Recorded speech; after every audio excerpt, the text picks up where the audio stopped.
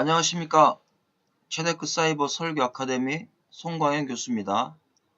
자, 이번 시간에는 복의 사람 시편 1편 1절에서 3절 말씀을 가지고 공부해 보겠습니다. 자, 시편 1편은 우리가 너무나 잘 알고 있는 성경 구절입니다. 복의 사람과 악인에 대해서 말씀하고 있습니다. 근데 시편 1편은 어떤 것에 초점을 맞춰야 되냐면 구원이 아닙니다. 성화 구원에 대해서, 영혼 구원이 아니라 성화 구원에 대해서 우리가 초점을 맞춰 설교를 하셔야 됩니다. 그래서 우리가 성경에서 구원을 이야기하면 무조건 영혼 구원만 생각합니다. 그렇지 않습니다. 구원이 네 가지로 되어 있습니다. 첫째는 육체 구원입니다. 그 다음에 두 번째는 영혼 구원입니다. 세 번째는 성화 구원이 있습니다. 네 번째 영화 구원이 있습니다. 이 네 번째 관점으로 구원을, 성경의 구원을 보셔야지 다 풀어질 수가 있다라는 겁니다. 자, 에베소 2장 8절에 너희는 그 은혜에 믿음으로 말미암아 구원을 받았으니 이는 너희에게서 난 것이 아니요 하나님의 선물이다. 자, 이것은 영혼 구원에 대해서 말씀해주고 있는 것입니다. 우리의 구원은, 영혼 구원은 하나님의 선물로 이루어진 것입니다. 그렇다면 하나님의 선물로 이루어졌다면 이제는 하나님의 뜻대로 살아가는 것, 그것이 바로 성화 구원을 이루어가는 것입니다. 그런데 어떤 분들은 성화 구원을 영혼 구원에 초점을 맞춰서 뭔가 자기의 의가 있어야만이 구원을 받는 것처럼 설교하시는 분이 있습니다. 그것은 잘못된 것입니다. 그래서 우리의 영혼 구원은 오직 예수 그리스도의 십자가의 의로만 된 것이요, 바로 구원받은 백성들은 성화 구원, 주님의 뜻을 위해서 이루어가는 구원이 바로 성화 구원이라는 것을 여기서 말씀합니다. 그렇다면 시편 1편도 성화 구원에 초점을 맞추셔서 나가신다면 하나님의 의도를 잘 설명할 수가 있습니다. 시편 1편 1절에 복 있는 사람은 악인의 꾀를 좇지 아니하며 죄인의 길에 서지 아니하며 오만한 자의 자리에 앉지 아니하고 이렇게 말씀하고 있습니다. 자, 여기서 복이라는 단어가 에세르입니다. 에세르. 이 단어가 아샤로에서 왔습니다. 똑바로 가다, 나아가다, 성공하다, 형통하다, 축복하다, 이런 뜻을 가지고 있습니다. 그렇다면 이 복은 어떤 복입니까? 영혼의 복이 아닙니다. 성화 구원의 복인 것입니다. 구원받은 백성들이 주님의 올바르신 뜻대로 살아가는 것, 바로 형통한 축복을 받는 겁니다. 주님이 말씀하신 그대로 똑바로 인생을 살아가는 것입니다. 이 축복이 시편 1편에 말씀하고 있는 축복입니다. 그렇다면 복 있는 사람은 어떻게 됩니까? 악인을 따라가면 안 된다는 겁니다. 악인의 삶을 따라가면 안 됩니다. 악한, 극악한, 사악하다, 시끄럽게 하다라는 이런 뜻을 가지고 있습니다. 이런 극악무도한 악한 자와 함께하고 있다면 우리는 복을 받을 수가 없습니다. 바로 하나님의 구속의 사건을 무시하고 시끄럽게 떠들어대는 이런 사람들은 바로 악인입니다. 악인이 누굽니까? 하나님의 십자가 사건을, 주님의 십자가 사건을 무시하는 자들이 바로 악인인 것입니다. 우리는 악인의 꾀를 좇지 말아야 됩니다. 이 좇는다라는 것은 할라크라는 단어를 썼습니다. 동행하다, 가다, 보내다, 걸어가다, 율랑하다, 이런 뜻을 가지고 있습니다. 그런데 여기서 문법을 보니까 완료 시제를 썼습니다. 시제가 완료입니다. 그럼 완전히 쫓아가면 안 된다는 얘기입니다. 끝까지 쫓아가면 안 된다는 얘기입니다. 우리가 주님의 뜻을 따라가야지 악인의 뜻을 따라가서는 안 됩니다. 자, 우리가 솔로몬의 아들 르호보암을 알 수가 있습니다. 나이 많은 원로들의 말을 듣지 않고 젊은 신하들의 충고와 조언을 듣다가 결국 나라가 쪼개지고 마는 이런 상황이 일어나게 됩니다. 그렇다면 저와 여러분, 우리의 주변에서 정말 영적으로 흐트러뜨리고 영적으로 주님으로부터 멀어지게 하는 자들, 이런 자들이 바로 악한 자들입니다. 이런 자의 말을 들어서는 안 됩니다. 여기에서 아니하며 라는 단어가 완료와 함께 쓰이면 나는 악인들과 함께 하지 않겠다라는 것을 여기서 말씀해주고 있습니다. 그렇다면 오늘 이 말씀을 통해서 저와 여러분들도 절대 이단과 함께하면 안 되고 나의 신앙을 거꾸로 틀리고 주님을 부인하게 만드는 자들의 말을 들어서도 안 된다라는 것을 말씀해주고 있습니다. 자, 죄인이란 단어가 하타입니다. 이 단어의 이 어근이 벗어나다, 빗나가다, 비틀거리다, 넘어지다, 범죄하다라는 이런 뜻을 가지고 있습니다. 그럼 죄인이 누굽니까? 하나님의 말씀에서 벗어난 자입니다.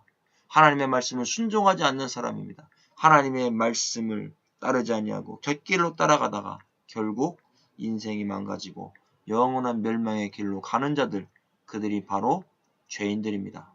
그 다음에 오만한 사람들은 누굽니까? 오만한 사람들은 거만하다, 루츠라는 단어를 썼지요. 거만하다, 업신여기다, 조롱하다, 교만하다 이런 뜻입니다. 바로 자신 스스로를 높이는 사람, 자신이 높아지니까 하나님이 보이지 않는 것입니다. 그러니까 하나님을 업신여기고 주님을 업신여기고 하나님의 전능함을 믿지 못하고 조롱하는 자들, 이런 자들이 바로 오만한 자요 교만한 사람들입니다. 교회 안에서도 이런 사람들이 있습니다. 이런 사람들은 결국 하나님께서 거꾸로 들임을 당하게 만드시는 겁니다. 로마서 8장 9절에 만일 너희 속에 하나님의 영이 거하시면 너희가 육신에 있지 아니하고 영에 있나니 누구든지 그리스도에 영이 없으면 그리스도의 사람이 아니라, 이렇게 말씀하고 있습니다. 저와 여러분, 내 안에 하나님의 영이 거하고 계십니다. 주님의 영이 거하고 있습니다. 이 주님의 영이 없다면 그리스도의 사람이 아닌 것입니다. 바로 악인이요 오만한 자가 된다라는 것을 말씀하고 있습니다. 시편 1편 2절에 오직 여호와의 율법을 즐거워하여 그 율법을 주야로 묵상하는 자로다 그랬습니다. 자, 여기에서 저와 여러분, 묵상이라는 단어가 중요합니다. 우리는 그냥 묵상이라는 단어 어떻게 생각하십니까? 원어에는 하가라는 단어를 썼습니다.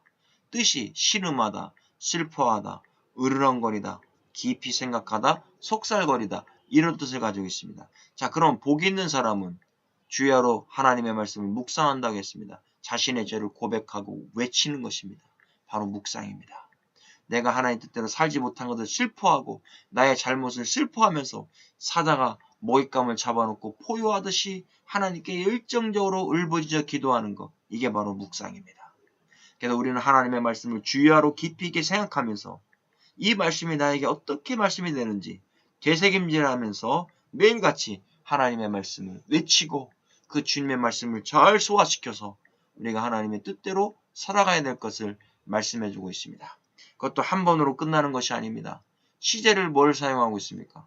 미완료 시제를 사용하고 있습니다. 시제가 미완료라는 건 행동이 끝나지 않고 끝까지 가는 것을 말씀합니다.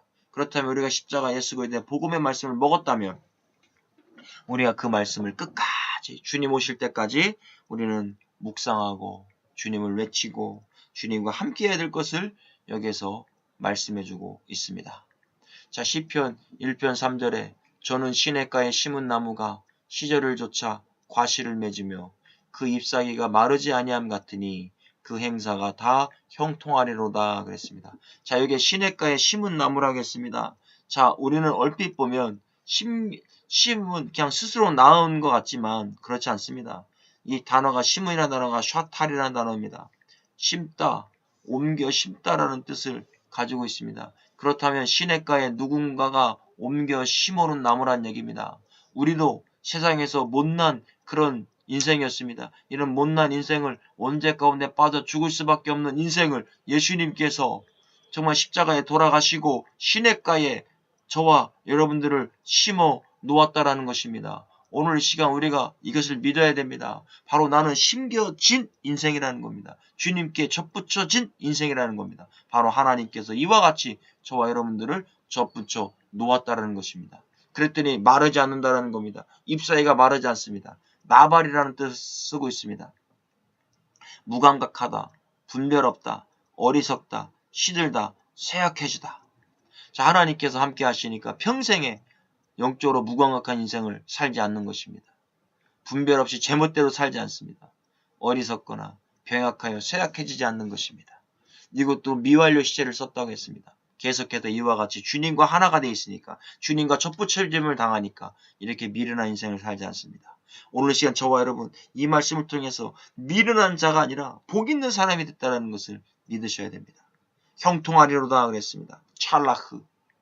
여기도 히필, 미완료 시제를 썼다 하겠습니다. 그럼 이렇게 형통하게 하시는 자는 누굽니까? 바로 사형 능동을 썼다라는 것은 하나님께서 축복해 주셔서 형통한 삶을 산다라는 것을 말씀하고 있습니다. 그것도 시제가 미완료입니다. 끝나지 않습니다. 행동이 끊어지지 않습니다. 하나님께서 계속해서 예수님과 접붙여짐을 당한 사람들은 끝까지 하나님이 이와 같은 축복을 주신다라는 것을 여기서 말씀해주고 있는 겁니다. 이런 것들이 바로 포인트입니다. 미완료 시제가 포인트입니다.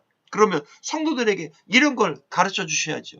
바로 여러분들 주님 안에 접붙여짐을 당하고 구원받은 백성들은 영원히 하나님이 형통하게 하시고 무감각하게 하지 않는다라고 저와 여러분 선포해 주셔야 됩니다. 그래서 영원히 죄인을 따라가지 않고 악인을 따라가지 않는 이런 신앙, 이런 믿음을 가질 수 있어야 될 것을 성도들에게 가르쳐 주십시오. 이 말씀이 바로 복 있는 사람입니다. 이 복은 영혼 구원이 아니라 바로 성화의 구원, 구원받은 백성이 어떻게 살아가야 될 것인지를 말씀해주고 있는 부분입니다. 수고하셨습니다.